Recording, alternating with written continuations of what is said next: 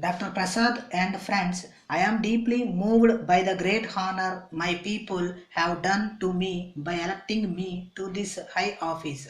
I have no illusions in the matter. It is the people's goodwill and affection for me more than any work of mine that has placed me in this important position. I am familiar somewhat with the magnitude and difficulties of the functions I have to discharge from my close association these 10 years with my friends. May I say in all humility that I shall endeavor to do my best to deserve in some modest measure the great faith of my people and devote the few years left to me to their service. A nation is a society based on a communication of minds, a union of hearts. The great everlasting things that matter for nations, especially our own nation, are the peaks of wisdom, love, and sacrifice which have come down to us from over 40 centuries. As long as we carry in our hearts the image of these great peaks whose foundations are not shaken, though the earth may rock and sway, our future is safe. India for centuries has been a mother to all those who made this country their home and helped them by providing intellectual nutriment and spiritual solace, even as a mother lets each one of her children find in her the comfort each individually needs.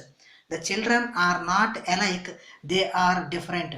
Only the different can unite on the basis of the unity of all life, the reality residing in each individual and the joy of fulfillment when truth is attained. We should preserve this great spirit of hospitality to varied beliefs, freedom from the tyranny of dogmas, which has been the secret of our strength.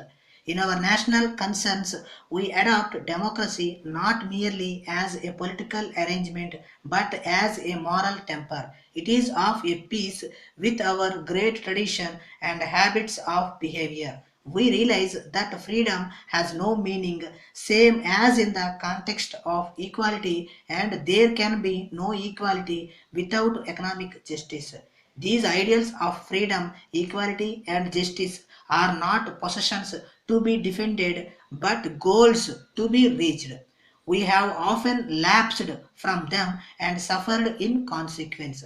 In a mood of humility and national repentance, we should strive to correct our past mistakes, remove the indignities which we have imposed on our fellow men, and march forward. We cannot move into the future by walking backwards. Our world is very different today, and we have to adjust ourselves to the technical revolution which is in progress. It poses for us the greatest problem of our age, the matter of the survival of the human race. At the same time, it provides a great opportunity for all of us to take a moral step forward and to enter into a new phase of human history. It is a question not so much of freedom or slavery as of life or death of our civilization. We love life and should believe in the holiness of life. This very faith will give us the strength to overcome mental obstacles and moral inertia. We should not put national security above world safety. All human beings wish to live and therefore need the things which are essential for life. They wish to live well. All men can share the necessaries for living and the ideals which make living worthwhile. The miracles of science and technology enable us to provide all mankind with the possibility of a good and free life. On the basis of community of ideals and aspirations, we can build a world society which will protect national values and preserve world security. If moral imperatives do not shape the pattern of our behavior, national or international. There will be fear for the future.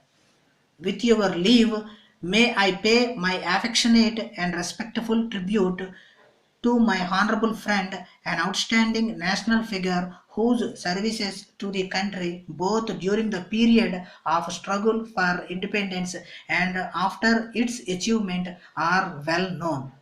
As chairman of the Constituent Assembly, he presided over the enactment of the constitutional structure of our democracy, and in the first Indian government after independence, he held the most important portfolio of the Ministry of Food and Agriculture. As a small token of our esteem and regard for him, our appreciation of his memorable services to the country and the example he has set us, it is my privilege to request him to accept the high distinction of Bharat Ratna. In the normal course, he would have been the first to get it, but he would not accept it earlier as he himself was the fountain of all honor. Today, he has graciously agreed to honor the order by accepting it and will be the head of the list of recipients. I am very much delighted that my first act after assuming the office is this pleasant one of presenting him with the distinction of Bharat Ratna. Dear Sir, I am happy to inform you that your tender for the supply of stationery and other materials to our main office at Madras and various branch offices located in Karnataka, Andhra Pradesh and Kerala has been accepted. You are therefore requested to arrange to remit a sum of rupees 5,000 as security deposit on or before 10th of this month. This amount may be paid either in cash or through bank draft drawn in favor of our managing director. This security deposit will be refunded to you with 5% interest as soon as you complete the contract. In this connection, I would like to make it clear once again that all the materials should conform to the quality you have quoted in your tender. The actual requirements of our various offices is furnished in the statement appended to this letter. The goods shall have to be delivered in good condition at the addresses given in the enclosed statement. You have to bear the transportation and all other incidental expenses in this regard. The time schedule given should also be adhered to. In the event of not adhering to the time schedule, you will have to forego 5% of the total bill amount.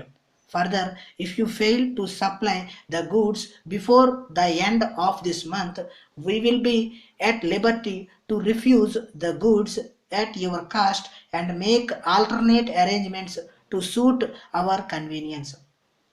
The payment will be made as per the rates quoted by you, and no request for higher rates will be entertained for any reason. You are also required to send us a copy of the pro forma invoice and delivery note duly signed by our managers for having received the materials in good condition. Your bills will be settled within 1 week from the date of your furnishing the above documents.